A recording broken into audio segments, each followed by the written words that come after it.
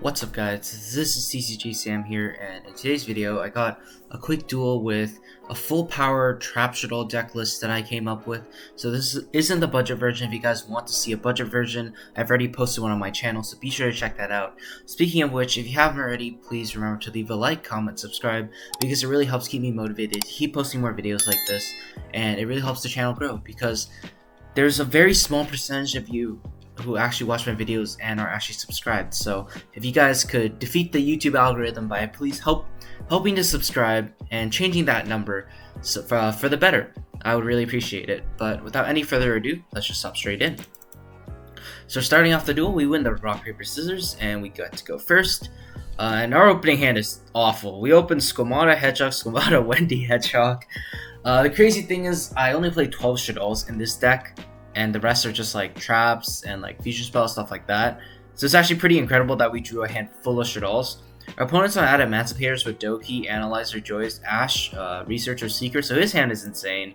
I said Hedgehog pass, Special Analyzer, Special Seeker, like, yeah, and as soon as he hits something, then I just pack it up because I know it's over. It's also important, I didn't scoop right away because I wanted to see he was playing the Frankets engine, and turns out he was, so that gave me a little bit more information to go on for the next game. But going on to game 2, very quick game 1, there's not much I could really do. Starting hand, we open with Beast, Squamata, Shadow Games, Ice Dragon's Prison, and Ecclesia. Opponent's opening hand is Seeker, Doki, Ash, Driver, and Signs. We start off with our Ecclesia effect. It's Ash, we set our 2 traps, pass turn. Our opponent draws Lampseize return, so this is really unfortunate on his part that he has nothing in his hand. Here he uses Doki, discards the Seeker, special summons the Analyzer. And here I actually decide to flip the IDP, and the reason for that is I've played this deck enough to know that if you're starting off with a play like this, where you're discarding Seeker, you most likely don't have Researcher in your hand already. The reason I say that is because most people would summon Researcher here because this gets hit with a strike or with an ogre or with a gamma or something. Otherwise your turn completely ends.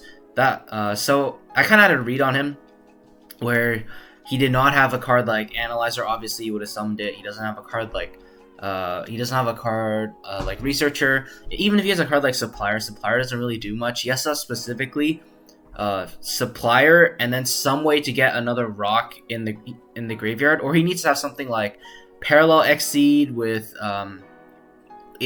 the Doki in his hand, which I suppose is plausible. So maybe I was a little hasty, but in my mind I was thinking this is probably the best play because I was quite sure he had nothing. Activating Shadow Games in the end phase, setting the Hedgehog with the Wendy, flipping the Hedgehog, adding the L, and then we just normal summon and we just go for a bunch of damage. And then in the battle phase we activate our L Shaddoll Fusion. It's also important to note I'm only playing 1, and I know I'm a huge advocate for always playing more than like the maximum copy of each fusion Shaddoll Fusion spell, but the reason I cut this down to 1 in this build specifically is because you actually don't even have enough monsters sometimes in hand to even fuse off, because I just minimize the Shaddoll engine as much as possible because most of them are bricks. You want to be sending them with cards like Shadow Games and stuff. So you don't really want to be always seeing this. I played 3 Shaddoll Fusion because it's just such a blowout going second. But other than that, like, yes, that's all I gotta say.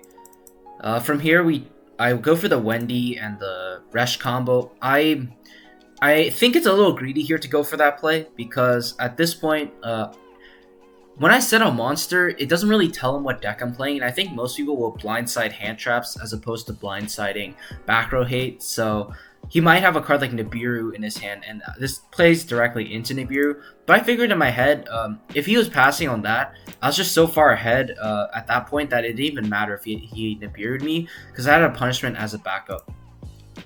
We add back the L, because yeah, the other thing is if he Nibiru'd me, I have a light monster, L Shaddoll, plus a beast to fuse off of my opponent's turn, so it wasn't even that bad. An aerial effect summons back Construct. Construct dumps the Schism. We link off the 2 into a Cross Sheep, grabbing Schism back, and he just packs it up from there. Go into game 3. Our opening hand is Hedgehog, Lightning Storm, Needle Sealing, Solemn Strike, and Resh. So we have Needle Sealing Strike. I think this duel should showcase the power of trap cards, really. As a combo player, I normally don't really like playing trap cards, but like trap cards like Needle Stealing, honestly, just such a huge blowout. Our opponent's opening hand is Researcher, Monster Reborn, Roxy's, Doki, and Ghost Bell, so his hand is pretty nice. So see, this is what I meant in game 2. If he had a Researcher in hand, he would have summoned it off the Doki. I would agree that's correct to play around cards like Ogre or Gamma. Cards mainly like Gamma, I should say.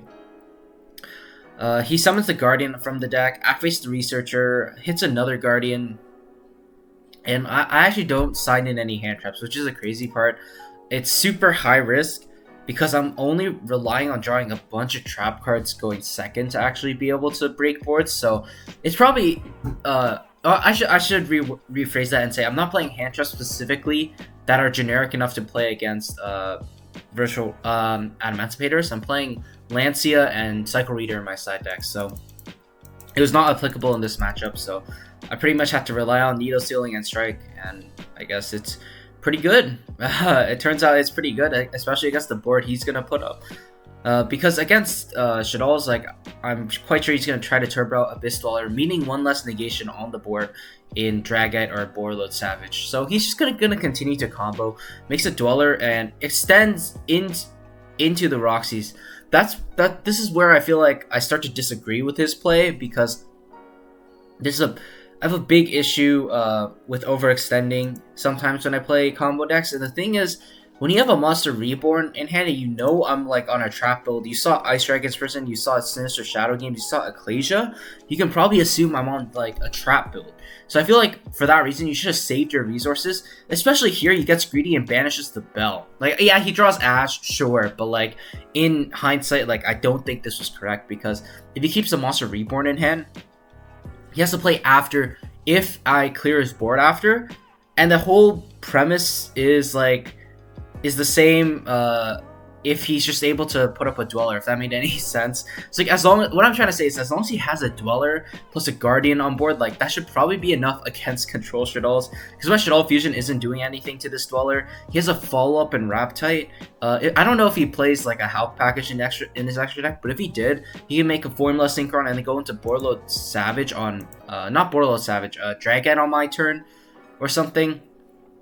Plus the Guardian to negate anything if he really wanted to. So I felt like holding the Monster Reborn was probably correct, just to save some resources. Because like here, all he does from this extra play is make an Appaloosa.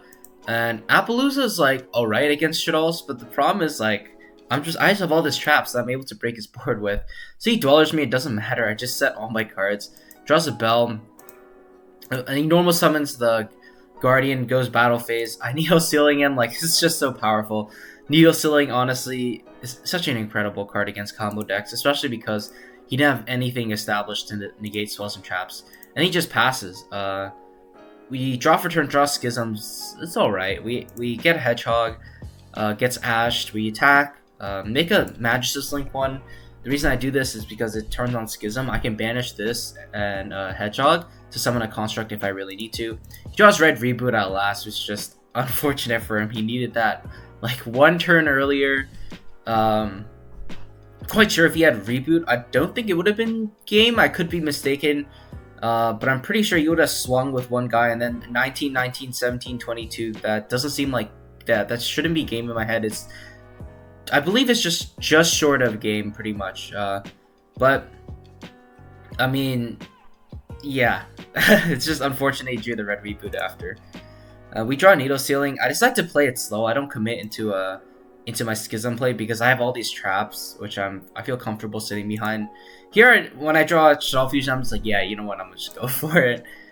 Turns out he reboots me. I didn't expect that, because like I thought he would have said it at that point, like, because then you just lose half your life points for no reason. But yeah, he's got nothing, just packs it up, which just goes to show the power of a single trap card.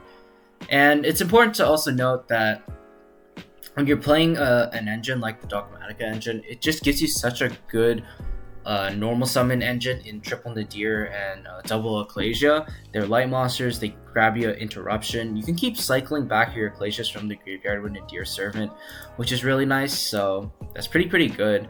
And I feel like the traps normally can stall you out long enough until you draw the cards that you need.